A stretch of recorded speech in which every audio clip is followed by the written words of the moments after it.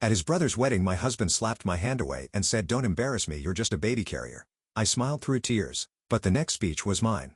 I always hated weddings, not because I disliked love. I once believed in it with every fiber of my being, but because weddings reveal more about people than they realize, especially when you're not the bride. It was a warm May afternoon when we arrived at the venue. Everything was white and gold, glimmering under the soft California sun. His brother, Thomas, had spared no expense. My husband, Richard, adjusted his cufflinks with a practiced ease while I carried our daughter, Lily, on my hip, 7 months old, pink cheeks, and entirely unaware of the tension that hummed just beneath the surface. I hadn't wanted to come. Lily was teething. I was exhausted, and Richard had been short with me for weeks.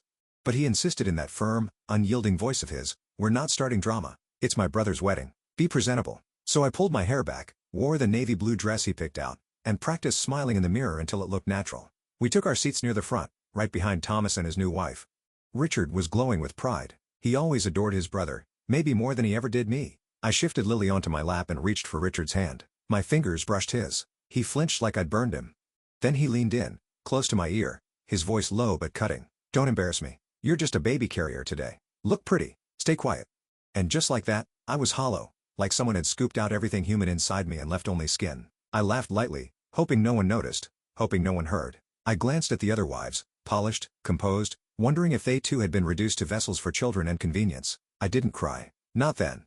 When the speeches began, I sat in silence. His mother went first, tearfully recounting stories of the brothers growing up. His father followed with the kind of dry humor that gets polite laughs. Then it was Richard's turn. He spoke about loyalty, family, tradition. His voice carried. Then unexpectedly, the microphone was passed to me. "Would you like to say a few words?" Thomas smiled, oblivious to the storm under my skin. Richard turned to me sharply.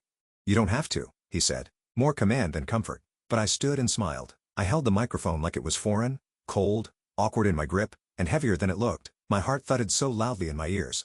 I almost didn't hear the hush fall across the reception hall. All eyes were on me, and Richard's were burning. I started, my voice softer than I wanted it to be. I cleared my throat, steadied myself, and tried again. "Thank you for having me speak. I wasn't planning on it, but weddings are moments, aren't they? Moments we remember." A few polite nods. "I remember my wedding," I said, glancing briefly at Richard whose face froze in a tight smile. I was 26, nervous, hopeful. I thought I was marrying a man who saw me. Someone shifted uncomfortably at one of the tables. I smiled wider as if this were a joke, and I was just warming up. I remember thinking, this is the beginning of a life together. You imagine things, don't you? Sunday mornings with coffee, baby names whispered in the dark, someone holding your hand when you're tired, and your shirt stained with formula. A soft murmur rippled through the room. Richard tilted his head, a warning. "But sometimes," I continued, "you wake up years later and realize you're just part of the furniture. You're no longer a partner. You're an accessory or a vessel." I heard a fork clatter onto a plate. The silence deepened. Only Lily babbled in the background, clueless, innocent. My hand trembled as I held the mic tighter. I looked directly at Richard now. "And sometimes, the person you married, the one who once said you made them better, will flinch when you reach for them, not because they're angry, but because they've forgotten you're human." My voice cracked slightly, but I didn't stop. "Thomas, Claire." I turned to the bride and groom. "I hope you never forget to see each other even when life gets loud, messy, hard. Because once you stop seeing each other, it's not marriage anymore, it's performance." With that, I handed the microphone back and walked off the stage. My palms were sweaty. I didn't look at anyone.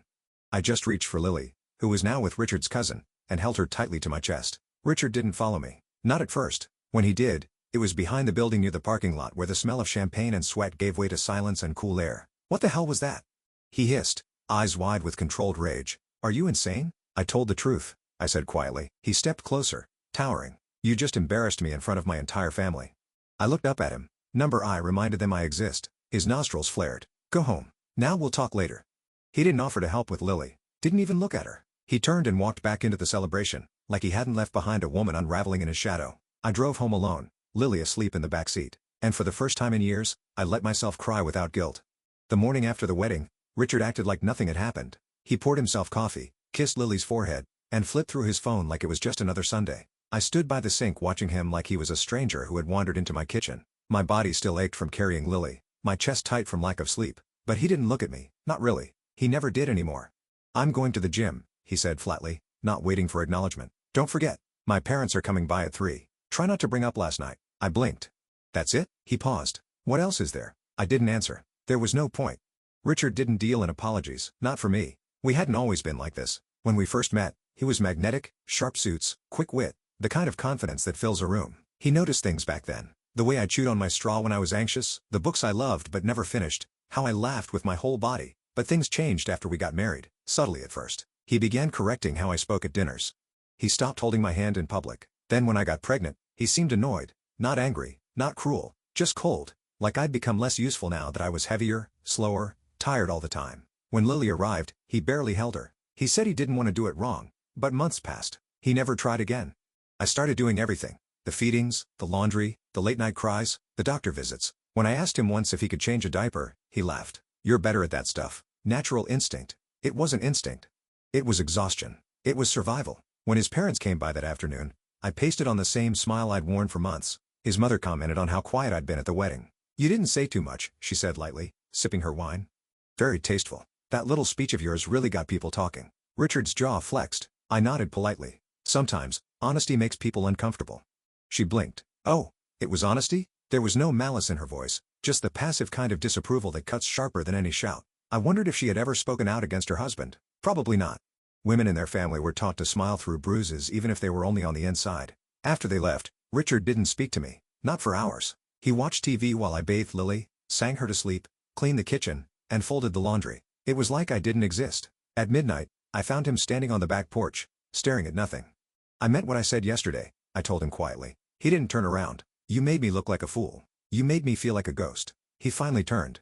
"You think you're a martyr now? Is that it?" I shook my head. "Number. But I'm done being invisible." He laughed bitterly. "You're not going anywhere. You need me. You have no job. No savings. No plan. You're stuck." He said it calmly like it was a fact of life, like gravity. I closed the door behind me and went back to bed. And for the first time, I let myself imagine a life without him. The next morning, I began writing lists, not dramatic lists, not how to escape or how to ruin him, nothing like that. Just practical things. What I'd need to do to survive. Bank account, resume, daycare. It felt surreal, like I was planning someone else's move, but every bullet point brought a sliver of clarity. I'd been a graphic designer before Lily was born. Freelance, small clients. Nothing glamorous, but steady. I hadn't touched design software in over a year. Richard said it was unnecessary for me to work. He made enough, and besides, what kind of mother leaves her baby with strangers just to design logos for vegan bakeries? Still, I downloaded the software again quietly at night. The first time I opened my laptop, I cried. Not because I was sad, but because it felt like I had a piece of myself back. A real one. Not the version of me who folded towels perfectly or remembered which pacifiers Lily liked.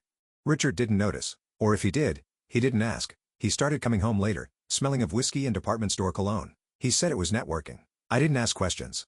I already knew the rhythm of lies too well. One Thursday, Lily had a fever. I called Richard at work. His assistant answered. "She's not well," I said. "I need to take her to urgent care." There was a pause. Then Richard's voice, cold, irritated, filtered through. "You can handle this. Why are you calling me for everything?" "I'm not," I said, stunned. "This is the first time I've in a meeting." Click. I bundled Lily into the car and sat in the clinic for 3 hours alone. When the nurse asked if her father was coming, I said, "No, he's busy." That night, while Lily finally slept, I opened a separate bank account. I had $184 from a canceled client who forgot to delete their auto payment. It felt like a fortune. The next week, I applied for 2 freelance jobs, small projects. They paid pennies, but I didn't care.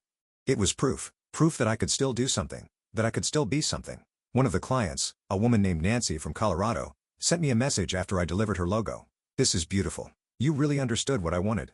"Thank you." I stared at her words for a long time. They were simple, but no one had thanked me in months, maybe years. Richard barely spoke now, and when he did, it was short transactional.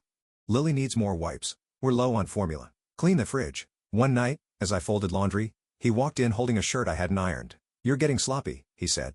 I looked at him. Really looked. He hadn't aged well. He had creases around his mouth that only deepened when he was condescending. I didn't say anything, just turned back to the dryer. He stood there for a moment, maybe expecting an apology, but I didn't offer one because I wasn't his furniture anymore. 2 weeks after Lily's fever, I got a job that paid more than the others combined, a full website redesign for a nonprofit in Vermont. It wasn't glamorous, but it came with real deadlines and real money. More importantly, it came with respect. I worked on it at night after Lily was asleep. I'd sip weak coffee and work until my eyes burned. It wasn't easy, but it gave me something Richard couldn't touch: momentum. I started hiding receipts, saving every dollar, selling old clothes online, quiet things, nothing loud. I didn't want him to notice the shift. Not yet. Then something I hadn't expected happened. An old college friend messaged me on Facebook. "Hey, saw your name on a client site. You still doing freelance work?" "Lauren, we hadn't spoken in 6 years." "Yes," I typed before I could overthink it. "Late nights mostly. Baby at home. Want to catch up?" I'm in town next week. My stomach tightened. Richard wouldn't like that. He didn't like any woman who reminded me I had a life before him. Still, I agreed. We met at a coffee shop near the library. Neutral ground. I wore makeup for the first time in months. Not for vanity, for armor. Lauren looked almost exactly the same. Wavy blonde hair, sharp smile, loud laugh. You look great, she said, hugging me. Tired, but good. I smiled. That's motherhood. We talked about college, mutual friends, careers. I told her the sanitized version of my life. She saw through it. You okay? She asked quietly.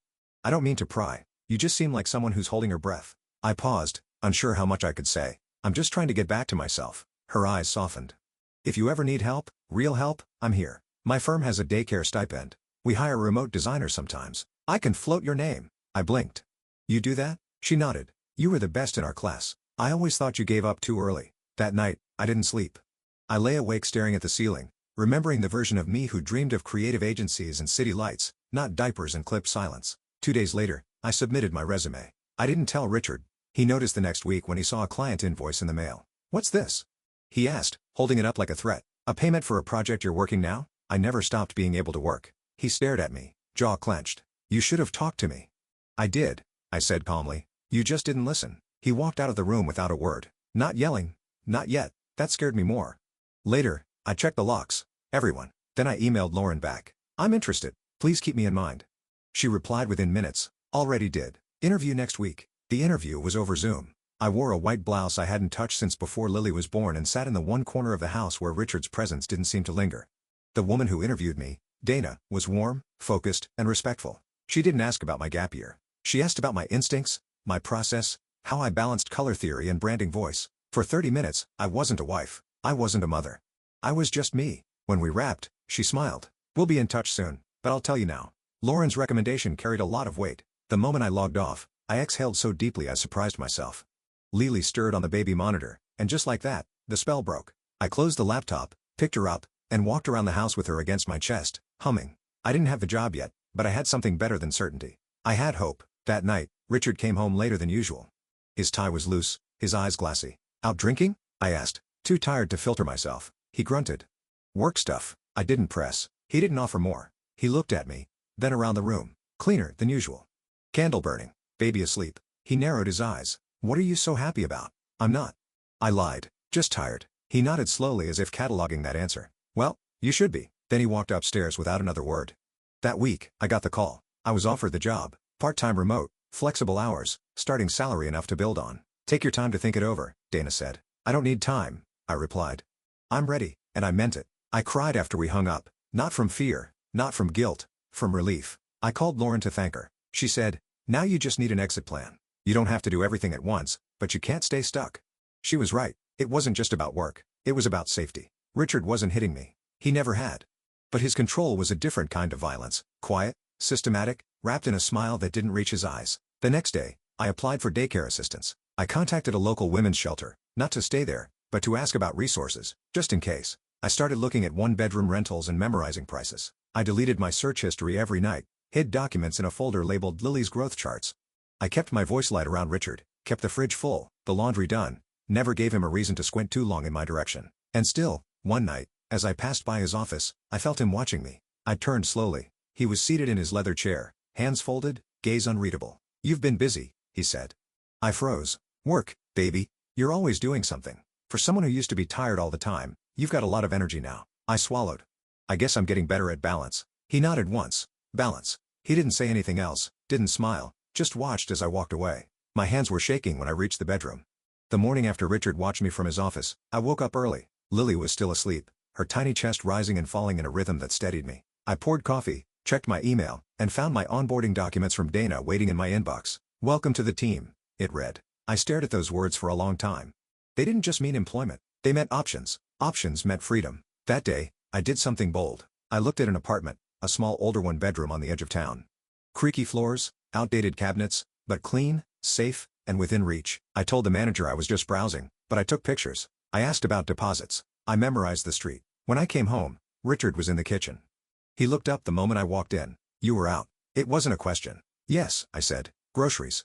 He looked past me at the 2 small bags in my hand. Didn't seem like much. It wasn't. Just diapers and milk. He nodded slowly, his expression unreadable. That night, As I bathed Lily, I caught myself humming. I hadn't done that in months. I dried her off, swaddled her, and laid her in the crib. And for a brief moment, I believed I could make it out cleanly, quietly, just me and her. No explosions, no scenes. But then the phone rang. Richard answered. He said little, just short clipped phrases. Then he handed the phone to me. "It's your mother." I hesitated. I hadn't spoken to her in weeks. Her voice was calm, but something was off. "Honey, Richard said you've been having a hard time. He told me you've been overwhelmed." My breath caught. "What?" "He's worried," she continued. "He said you've been paranoid, maybe even depressed, that you're pulling away from him and the baby. He said you're working too much." The room spun. "I'm fine," I said. "Don't listen to him. I'm just checking in," she said carefully. "Maybe talk to someone? Just in case." After I hung up, I walked into the living room and stood in front of him. "You called my mother?" He didn't flinch. "She asked how you were. You told her I was unstable." I told her I was concerned, which by the way I am. I stared at him. "Why are you doing this?" "Because you're spiraling, and if you can't see it, someone has to." It was subtle, precise, a blade in a velvet sheath. He wanted to discredit me in case I ever tried to leave. He was building a case slowly, silently, just like everything he did. That night, I printed every document, pay stubs, emails, proof of childcare inquiries. I hid them in Lily's diaper bag under the formula. I packed an emergency overnight kit, diapers, wipes, baby food, a change of clothes, and left it in the trunk. I told no one because now I knew Richard wouldn't let me walk away.